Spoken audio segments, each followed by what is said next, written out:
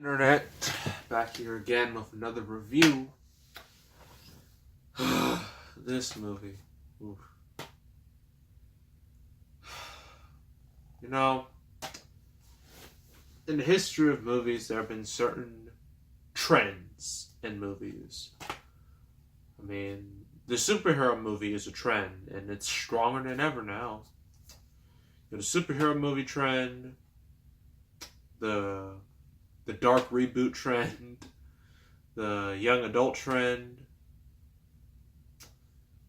There's all types of trends in movies. But this trend is one of the worst. Even worse than young adult Twilight nonsense. It's a sad excuse for comedy. And as soon as you see it, you'll know exactly what I'm talking about.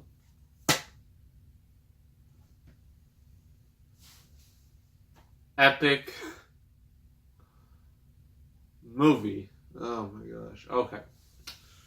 So this is one of those parody movies or movies where they try to jam in so many pop culture references and whatnot that it's exhausting. So yeah, it's just one of those lazy films. And you're probably wondering, Malik, why do you even have this? What's wrong with you? Well, I saw this as a child, and because I saw it as a child, it stuck with me.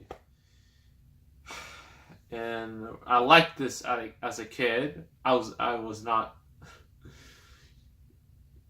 I know what you're gonna say, but honestly, listen, I didn't know better as a child. I didn't know what was a good movie and what was a bad movie. I thought if it was entertaining at least, then it would get a pass, but now that's not the case. So yeah, you want to read the back, you go right ahead, but this text is just too small. I hate this small text. It's so annoying. Your favorite characters of Hollywood's biggest blockbuster films from 2000. This was I forgot. These movies were primarily from 2005 and 2006. So, very outdated. Are playfully parodied in this outrageous unrated edition of Epic Movie. It's packed with raunchy additional footage and hilarious outtakes that couldn't be shown in theaters, plus a rude and crude commentary revealing featurettes and more. With 4 troubled orphans from 4 different movies, I'll tell you the movies in a second, become trapped in a bizarre chocolate factory. There's one. They escape to a magical world of fake snow. There's another one. And genuine sorcery. There you go.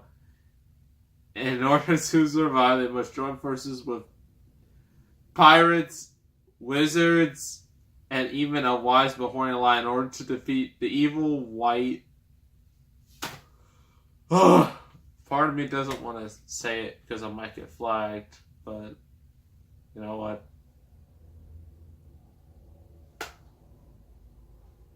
Just call it the white bee. You know what bee means. I'm not trying to get flagged. I'm not trying to get age restricted. So, yeah. So, before we get to pros and cons, not that there's a whole lot of pros, I'll just explain all of the references or like the references they make in this movie. Dang it, there's nothing in here. Well, this will help. So the DVD cover definitely helps, a little bit. But you saw on the cover, right? So the main movie they're parodying is Narnia. And there's Narnia, Charlie and the Chocolate Factory, Superman Returns, Borat, Pirates of the Caribbean, Harry Potter, Nacho Libre. What are the main ones? I think there was Star Wars in there. Some Star Wars characters. Star Wars, James Bond. I think Talladega Nights was in there too.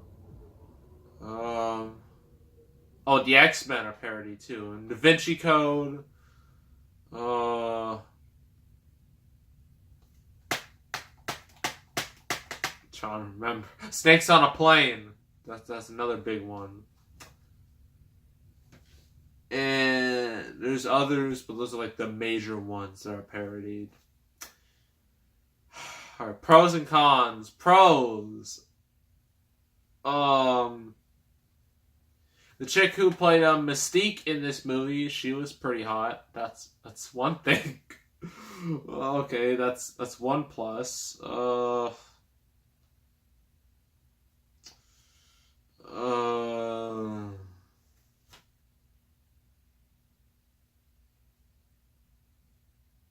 Okay, cons.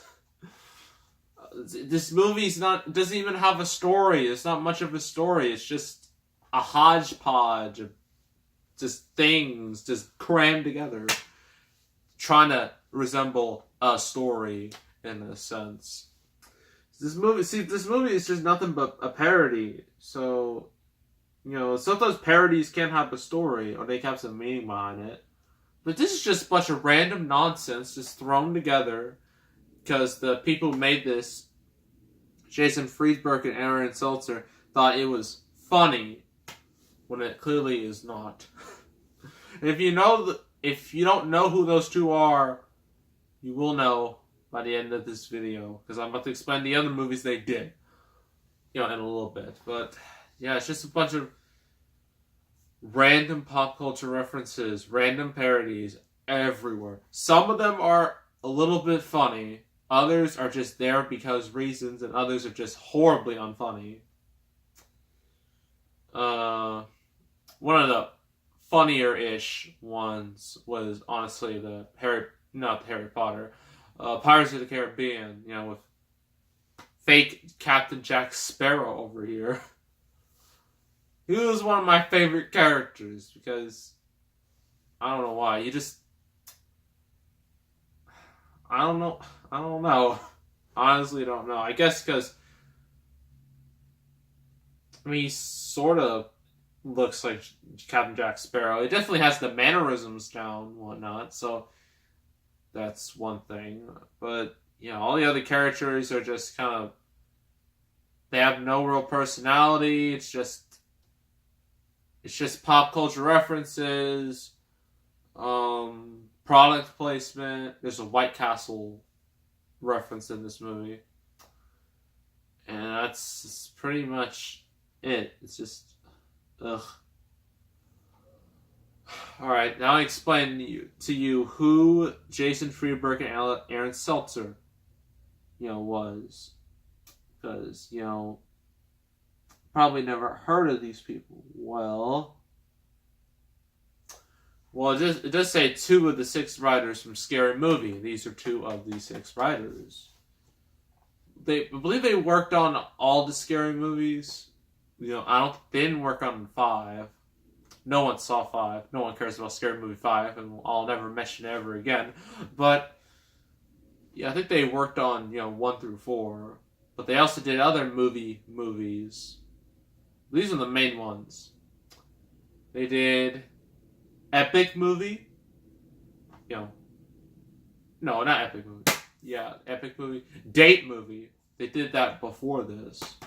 They did Date Movie, Meet the Spartans, Disaster Movie, Vampires Suck, and The Starving Games. All of them are universally described as terrible. So, yeah. But with the exception of The Starving Games, each one, and Disaster Movie, with the exception of Disaster Movie and The Starving Games, their other parodies did make a little bit of money.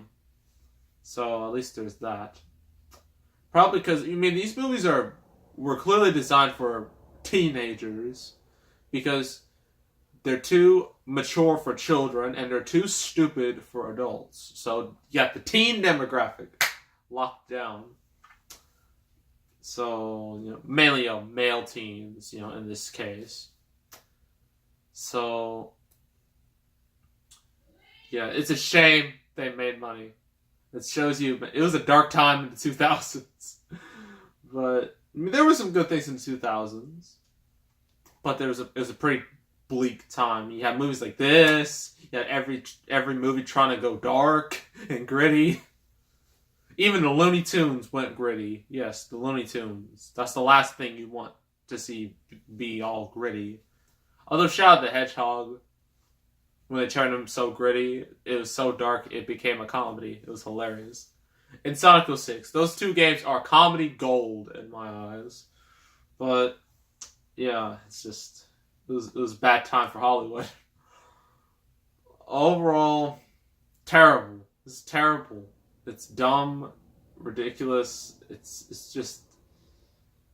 I don't even know. I don't even want to... It's hard to even call this a movie. But I'm going to give it... You know, since I did grow up with this, and it did stick with me, I'm going to give it a 3 out of 10. I was going to give it a 2, but I'm going to give it a 3, because it stuck with me. So 3 out of 10. Don't watch this. Don't ever watch this. Just let it die. Let it fade away from existence. Just don't watch this. So that was Epic Movie. Next review is a sequel to a movie I literally reviewed last week. And you're probably like, well, that could be any of them. Well, Atomic Blonde didn't get a sequel. You know, so you got there's 3 options. Since I already did the Mission Impossible 5 and 6, so those are out. 3 options. It's either a sequel to Stuart Little, a sequel to Jurassic, The Lost World, and a sequel to At World's End. I'm just gonna tell you now, it's Stuart Little 2. Because that first Stuart Little video got better than expected views for some strange reason. But yeah, Stuart Little 2. That'll be the next review. So yeah, make sure to subscribe, like this video, leave a comment, check out my other videos. There's a ton of them. There's like over 700. It's a lot of content you can go through. So yeah, that is all, and I am out.